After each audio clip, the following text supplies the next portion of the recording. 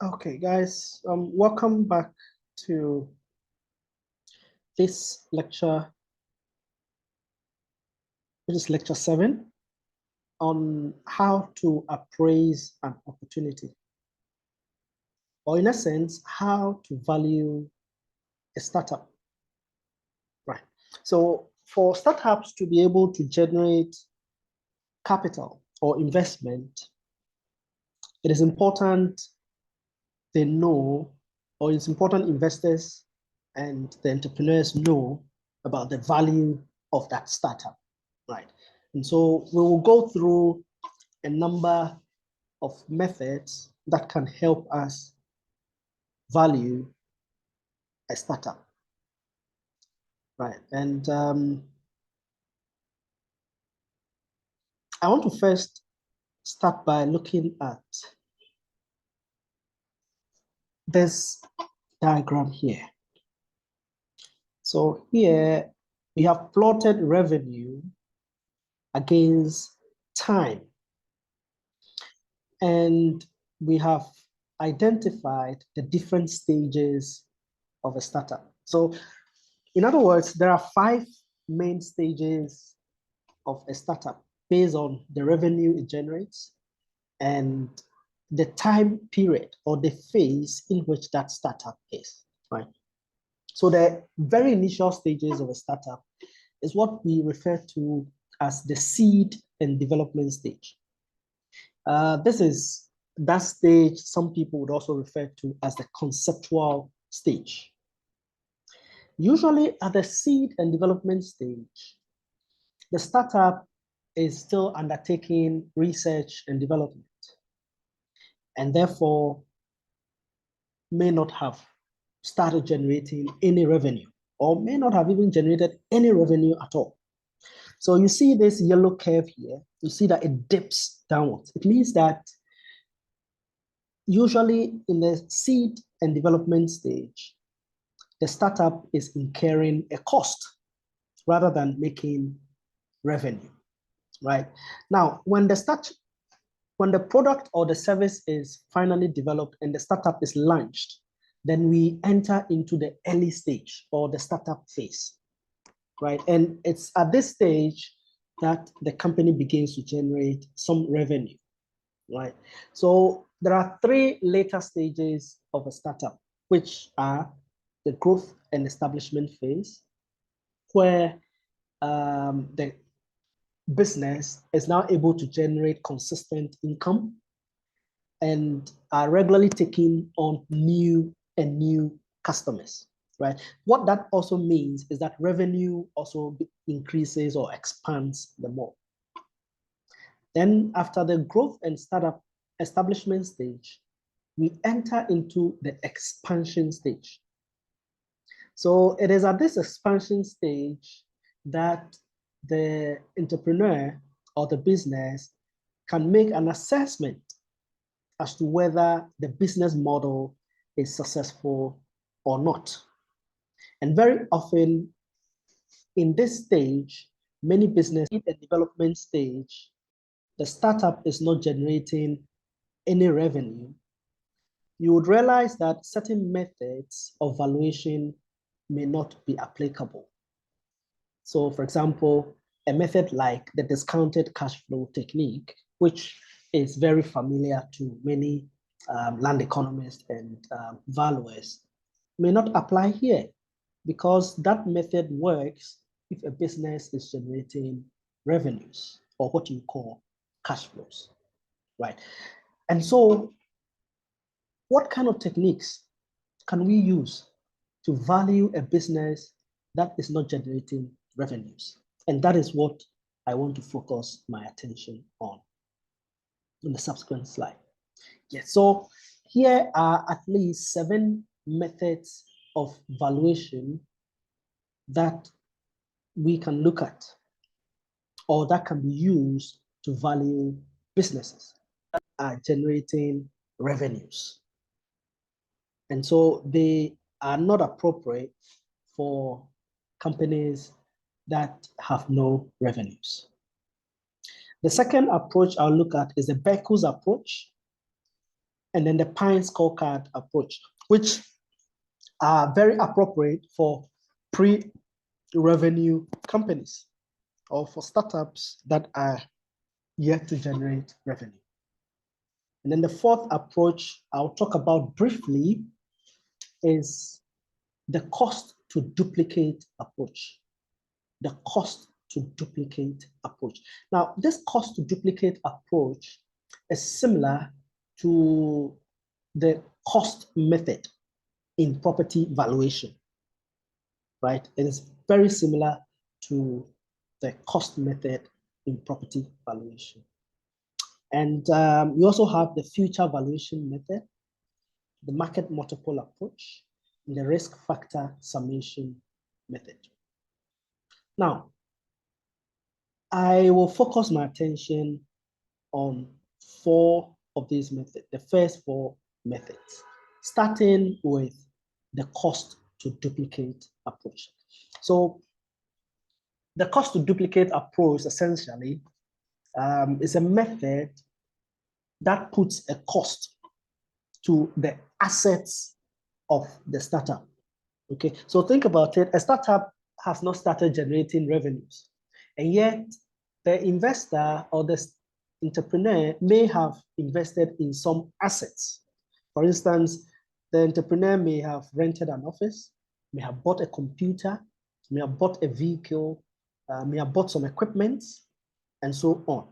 And so essentially, we value those physical assets as the value of the business, right? So that is essentially what this method is.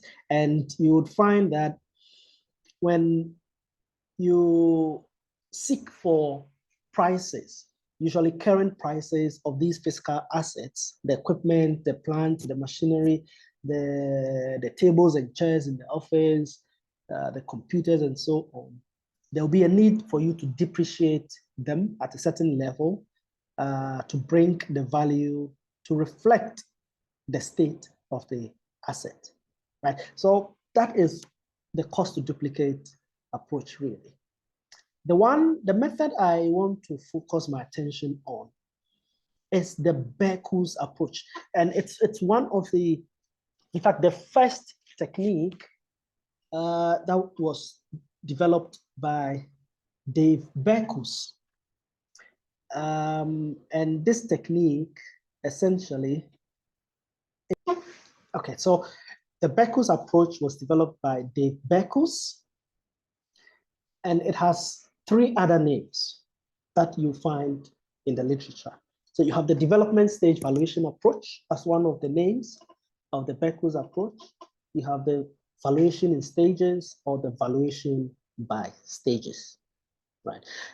It is relatively a very simple valuation technique.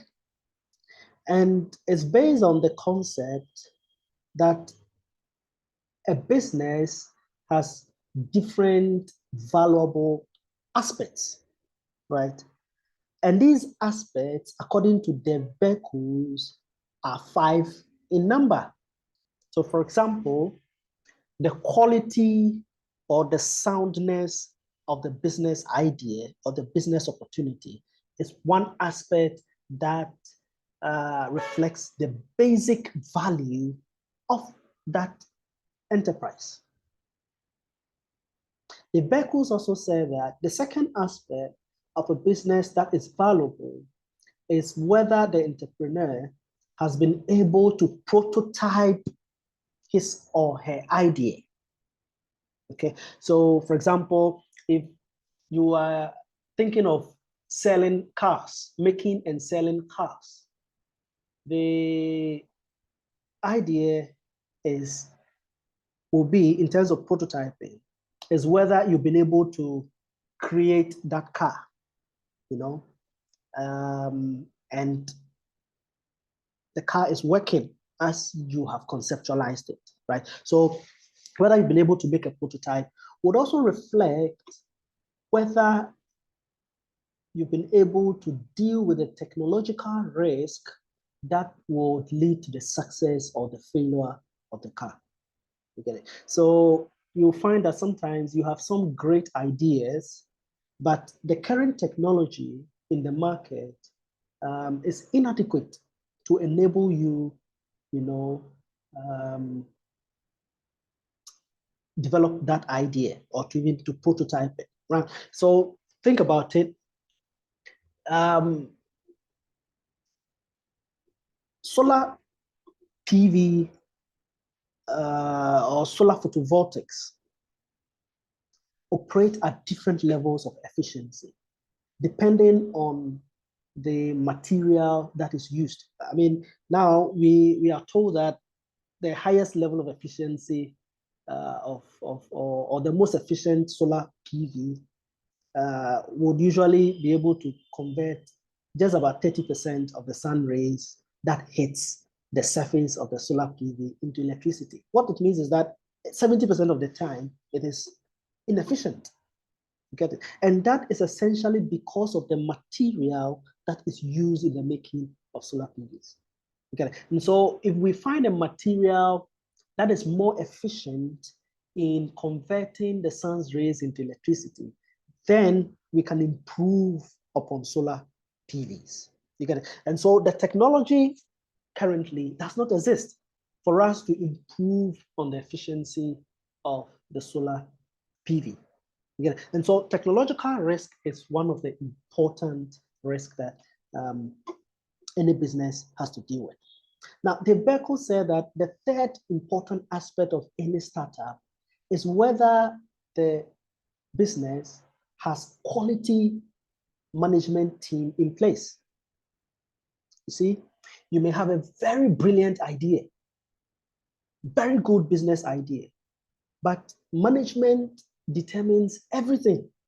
The success of the business will depend quite heavily on the management team, right? And so the quality of the management team is one of the things that the Beckles believes helps to improve upon the value of a business. And if you indeed you have quality management team in place, the Beckle says that then you would have dealt with the problem of execution, because it is a management team that is going to execute the business.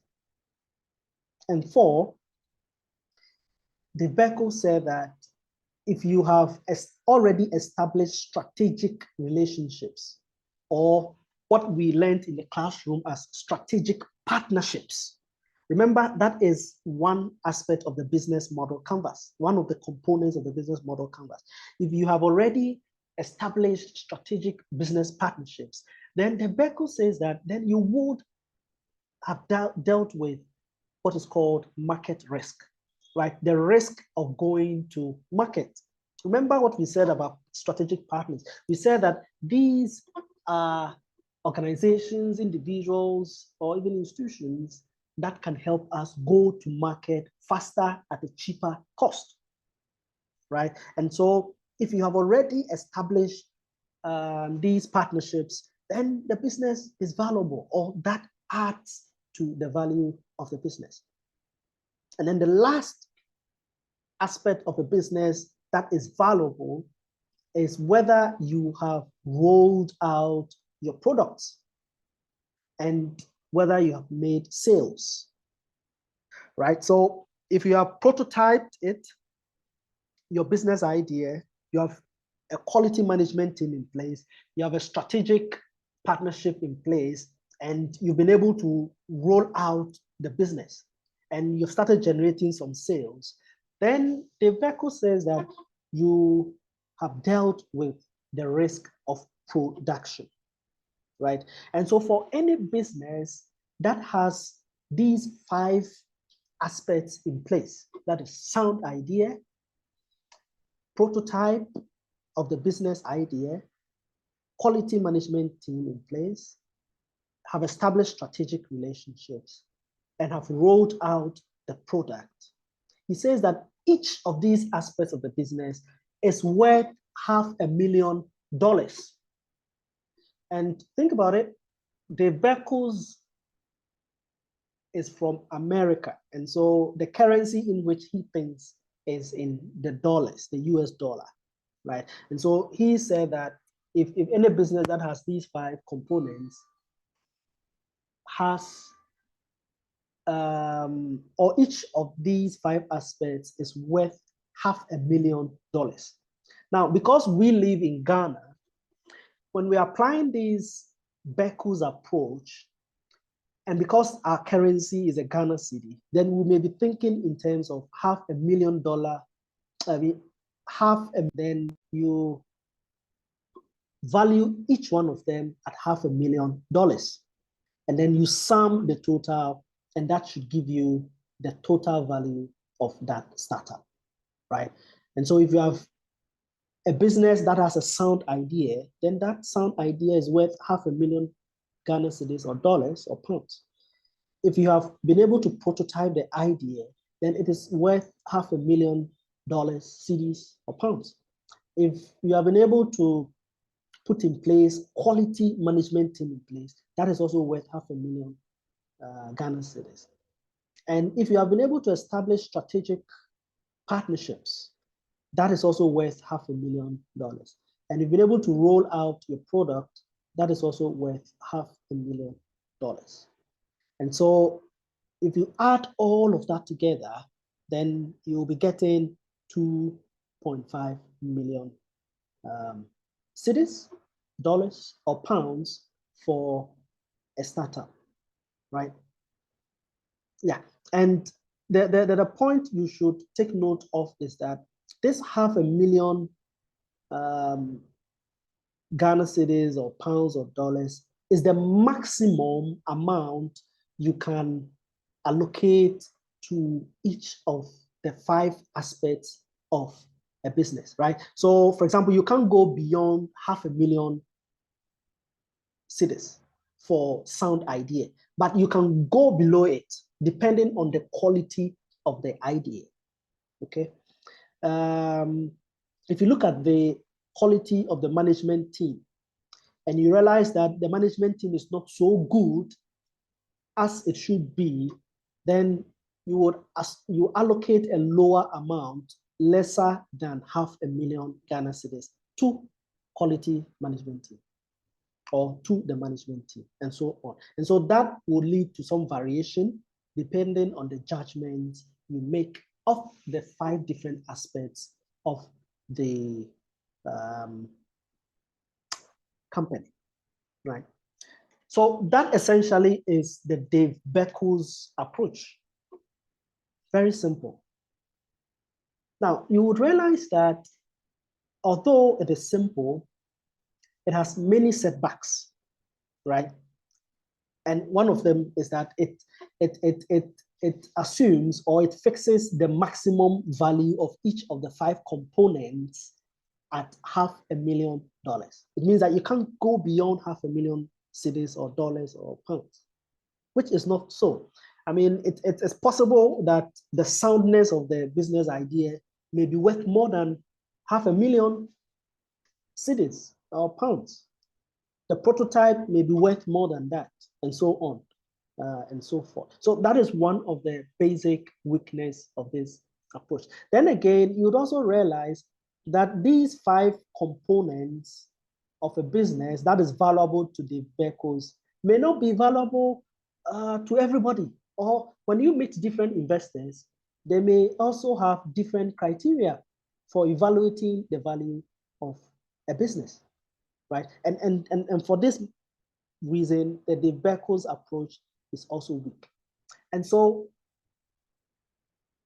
Pine came up with another technique for valuing businesses. And this approach is supposed to be an improvement on the Dave Beku's approach.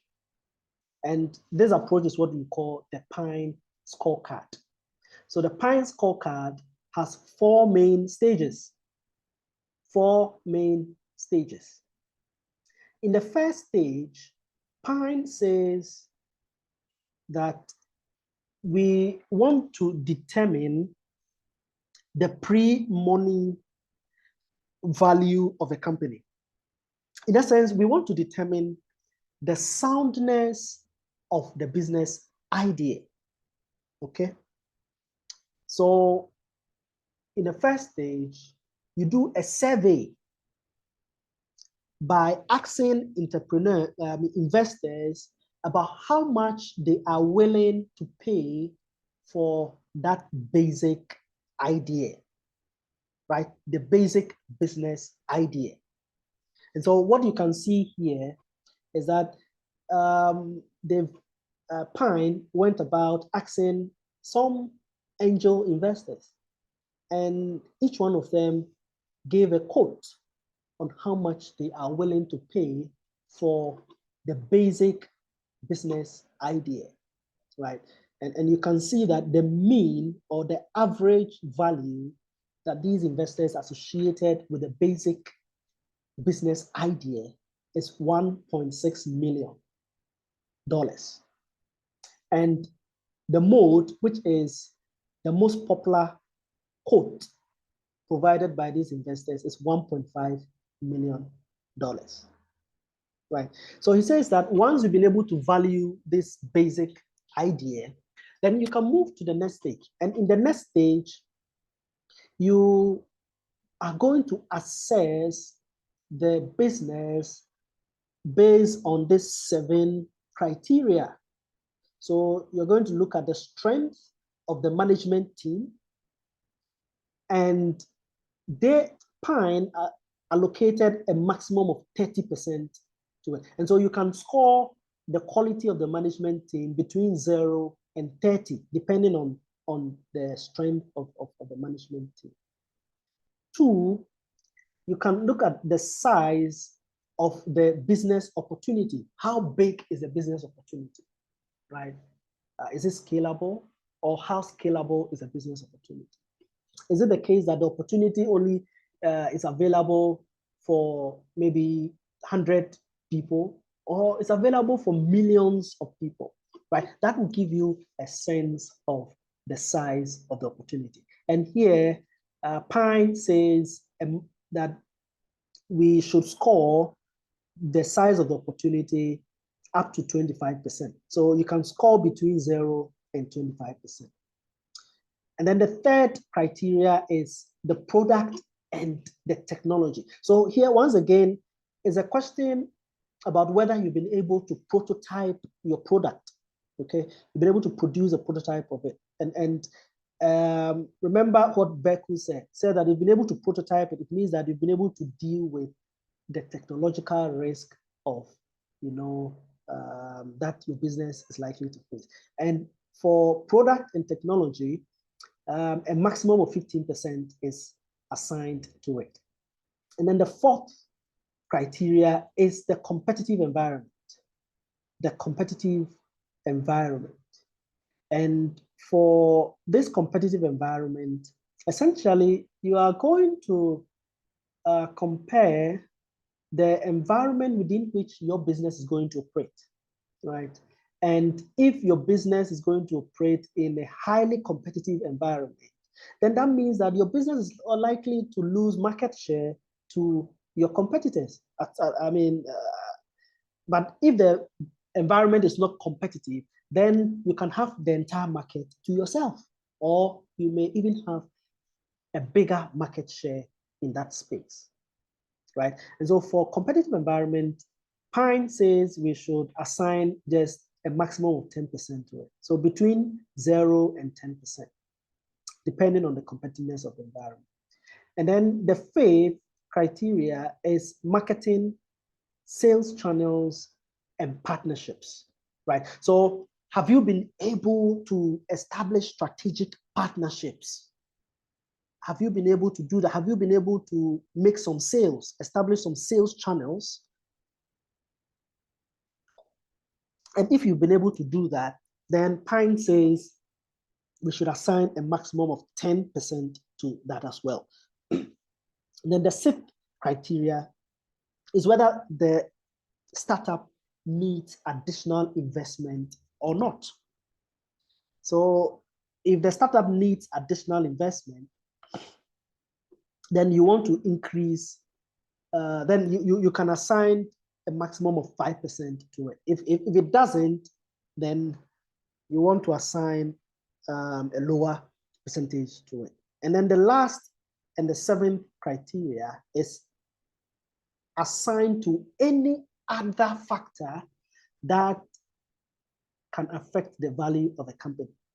And for this also, he assigns a maximum of 5% to it. So once you've been able to determine the, you've been able to go through the second stage by assigning the percentages to each of the 7 criteria, then you move to the third stage. So in the third stage, you are essentially going to compare your startup with a comparable startup, or what you call a comparator, or what we've been doing in valuation, property valuation, as the market data approach or the sales comparison approach, where you look for comparables and compare the subject property with that comparable, and then you make some adjustments to the subject property to reflect its value based on the comparables. So we're going to do a similar thing in the third stage. So in the third stage, you would have assigned a certain number or a certain maximum number. So in terms of the range essentially is the maximum percentages associated or assigned to each of the 7 criteria, right? And you are going to compare the subject startup company with a comparable, right? And this is how you do the comparison. So the target company you see here essentially is your startup company. And so you're going to pick one, the strength of your management team, and compare it with an existing startup that is doing a similar service or providing a similar service or selling a similar asset as your startup is doing, right? And if your startup has a better management team in place, or let me even start from here. If you believe that the quality or the strength of your management team is the same as the comparable startup, then you score the target company, which is your startup company, 100%. But then if you believe that your startup has a stronger management team than the comparable startup, then you score your startup more than 100%. So here, as an example, you see that on the basis of strength of entrepreneur and team, we have scored the startup, the target startup, 125. What this means essentially is that the target startup, which is your startup, has a stronger management team in place than the existing comparable startups that are doing similar things, okay? And here we believe that our startup has a 25%, or the strength of the startup is 25% more than the comparable startup, right?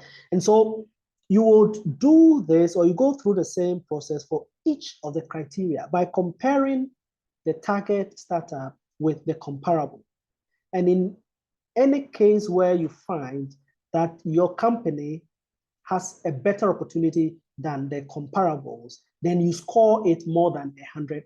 So look at the second one, the second criteria, which is the size of the opportunity. So here we score our target startup 150. It means that our market or the size of our opportunity is 50% more than the comparable startups.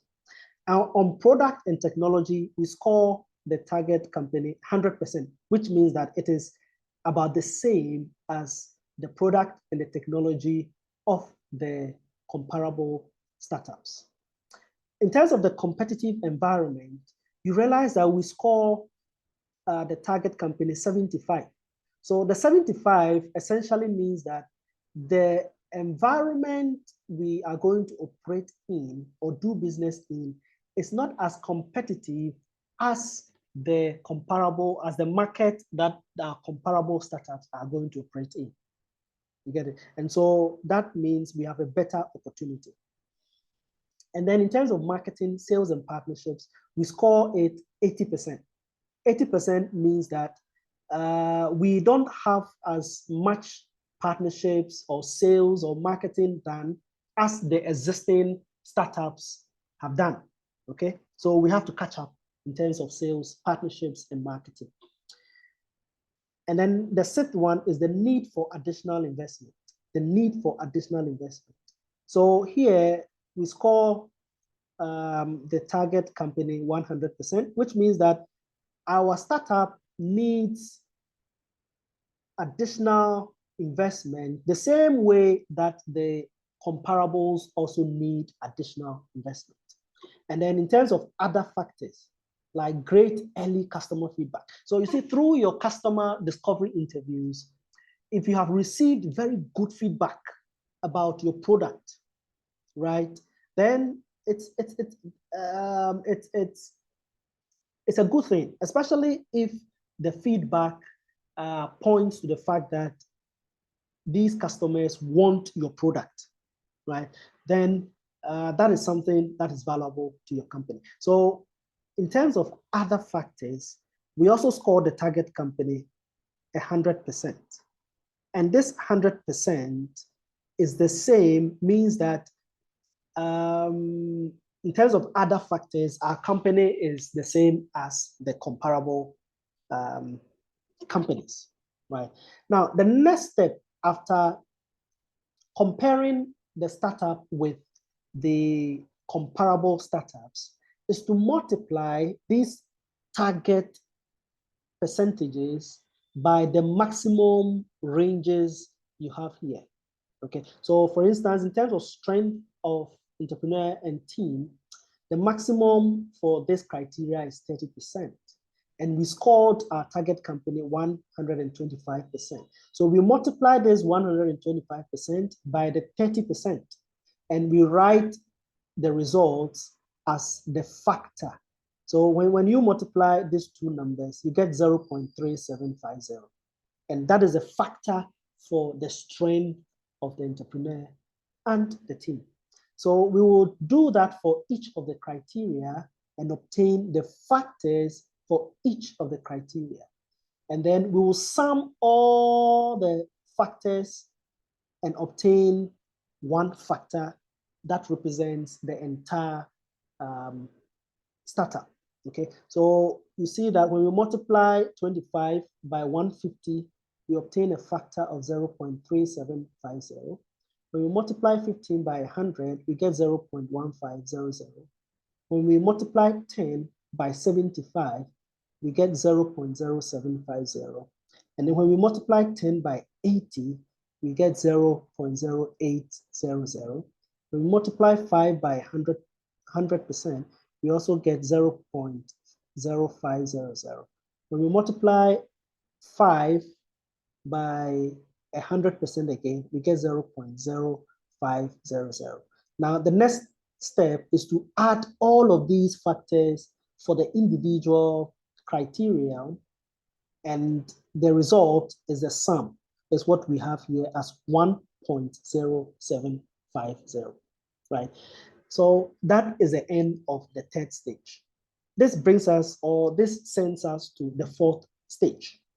So in the fourth stage, you pick this total factor here and multiply it by the modal pre-value or pre-money valuation amount. So you pick the most popular amount that investors are willing to pay for the basic business idea, which is what we determined in the first stage as 1.5 million. You pick this 1.5 million, and then you multiply it by the total factor of 1.0750 for this particular investment. And the result is 1.6 million. And so this 1.6 million essentially is the value of the startup. Get it? This 1.6 million is essentially the value of the startup. And so let me go over this fourth stage again. So after the third stage, where you have obtained the factor for each of the 7 criterion by multiplying the range by the target percentages you have assigned to each of the criterion, you sum all the factors together and you obtain a sum factor. So for this particular company, it is 1.0750. Then in the fourth stage, you multiply this sum factor or this factor, total factor, by the pre-money valuation of the startup, which you obtained in the first stage, right? And here you use the most popular value that is given, right? So the most popular value here is the mode or the modal value, which is 1.5 million. When you multiply it by the factor, whatever result you obtain is the value of the company. So for this particular company, it's 1.6 million.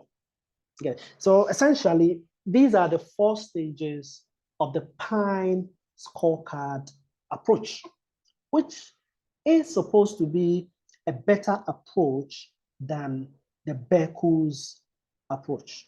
Now, you would also observe that this Pine scorecard approach also has its own setbacks.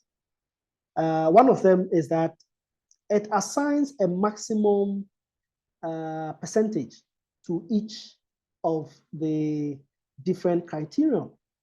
But then you've observed that for different investors, they may assign a different percentage, not necessarily what you have here as 30 for strength of entrepreneur and team, 25 for size of opportunity, 15 for the product and technology, 10 for the competitive environment, 10 for marketing, sales, and partnerships, 5 for need for additional investment, and 5 for other factors. Some other investor may want to assign 40% or 50% to the strength of entrepreneurship.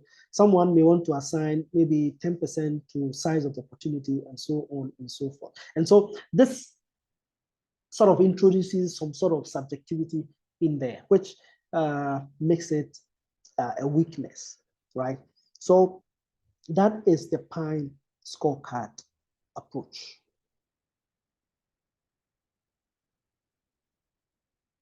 Now, I want to talk about the last method.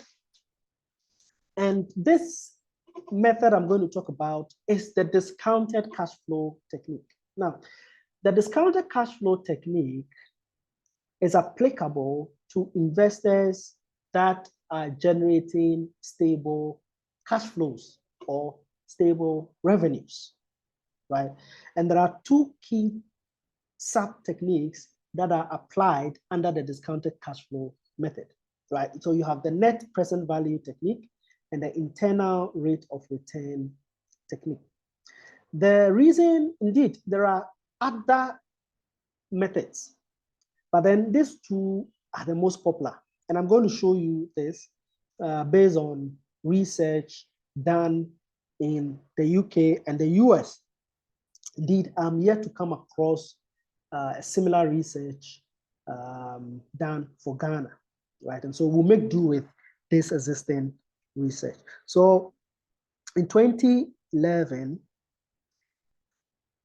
a survey was conducted of 2 types of companies, real estate companies. So you have the real estate development companies and you have real estate investment companies, right?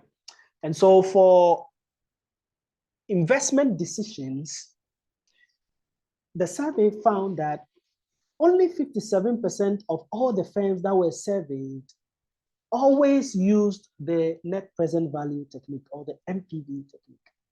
And 65% of them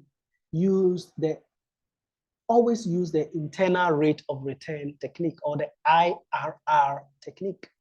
So what that means is that for investment decisions, most companies use the internal rate of return technique. And also more than 50% of the firms also use the net present value technique. So what this means essentially is that companies tend to use the two together, one way or the other. Most companies tend to use the two together.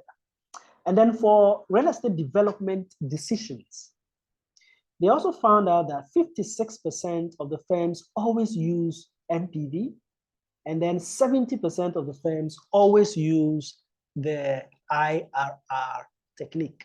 So once again, it appears the IRR is more popular than the NPV, although they are used concurrently. So in diagram form, this is it. You see that the two, the NPV and then the IRR, are the most popular techniques for investment decisions.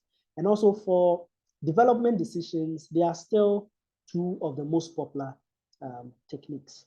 And is a reason why I focus on them, right? Somewhere in 2017, the survey was repeated. And once again, you see that the IRR is the most popular technique. The NPV is also very popular. And that is the results for UK. Now, in the US, you can once again see that the IRR is the most popular, once again. The NPV is the second most popular technique. And so the popularity of these two techniques are confirmed both in the US and the UK. And I can assure you that in Ghana, many of the investment appraisers I know use the IRR and then the NPV technique. And so what then is the NPV or the net present value technique? So the net present value technique essentially is the present value of cash flows minus the initial investment, or what you refer to as the initial capital outlay. Okay, so look at it. Typically, let me use a real estate example. So if you build a hostel, the initial cost involved in building the hostel is the initial investment. Now, the cash flows from the investment is the rents you would receive by renting out the hostel rooms, right? And so those rental incomes represents the cash flow. And this is the case for a typical, or what we call a traditional cash flow, okay? This is the case for a traditional cash flow. Usually you incur the cost upfront, and all the subsequent cash flows that come in are revenues, right? Or are what we refer to as positive cash flows, right? And so once you find the present values of all of these cash flows and add it to, and subtract it from the initial investment made, whatever is left as a result is what we refer to as the net present value technique. And I'll show you an example of how to compute this net present value technique. Now, there are two decision rules that are important in the use of the NPV technique, right? So if your NPV is positive, then it means that the project or that business or that enterprise or that startup will add to shareholders' wealth. And so the rule is that you accept such projects and go ahead and do them. However, if the NPV is negative, then it means that that project will reduce shareholders' wealth, and so you should reject that investment, okay? And so we'll be looking at a typical example of how to apply these NPV approaches. Mathematically, this is the formula for computing the NPV. So NPV is equal to the initial investment plus the present value of all the cash flows. And you can reduce this initial investment into C0, C subscript 0, plus Cn. So Cn here represents the future cash flows that the business is going to generate. And so when you discount all of them to year 0 at the appropriate discount rate and at the appropriate year, depending on when those cash flows are due, then you'll be finding the present values of those cash flows, right?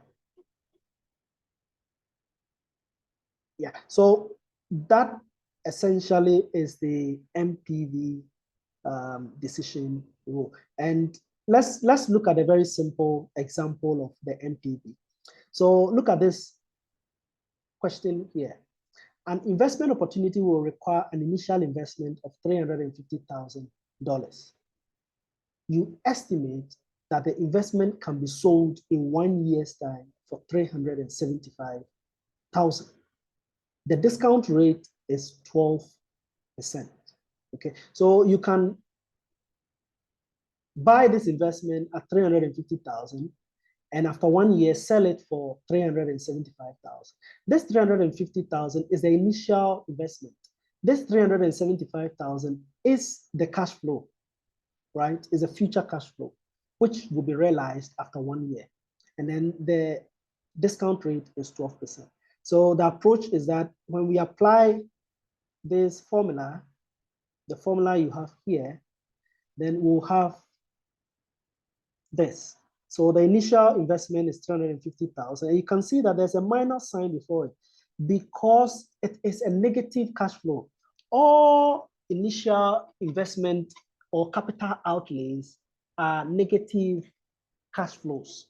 So we differentiate them from the positive cash flows by putting a minus sign before them. The other reason too is that these initial capital outlays are monies that will move out of the company. You get it? They are expenditures.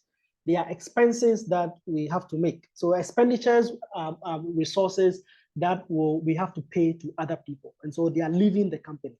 Okay, so we show them as negative numbers.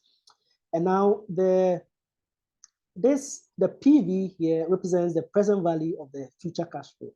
And the future cash flow is at $375,000. Now think about it. This $375,000 is money that is sitting in the future. It is money that is sitting in the future. That's 1 year from today. And yet we are doing the analysis today.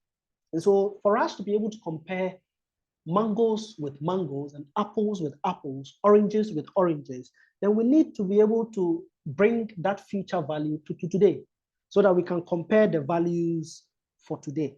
You get it? And so we will discount this future amount of $375,000 for 1 year at a discount rate of 12%, which is given in the question, right? And that gives us $334,821, right? And so when we add the present value of the $375,000 to the initial capital outlay, what is left is minus $15,178. And you see that it is negative, right? And so the decision rule for MPV is that if the MPV is negative, then you have to reject that investment opportunity. And if it is positive, then you have to accept it. So for this example, the MPV is negative, and so we will reject this investment and will not invest in it. Now, you would realize that this tool enables investors to decide whether to invest or not. But then this tool, as I have applied it now, does not necessarily tell you the value of the company per se. You get it? Exactly. Now, and that is one way to look at it. But indeed, it actually tells you the value of this company. And that value of this company is actually the present value of the cash flows, excluding the initial capital outlay.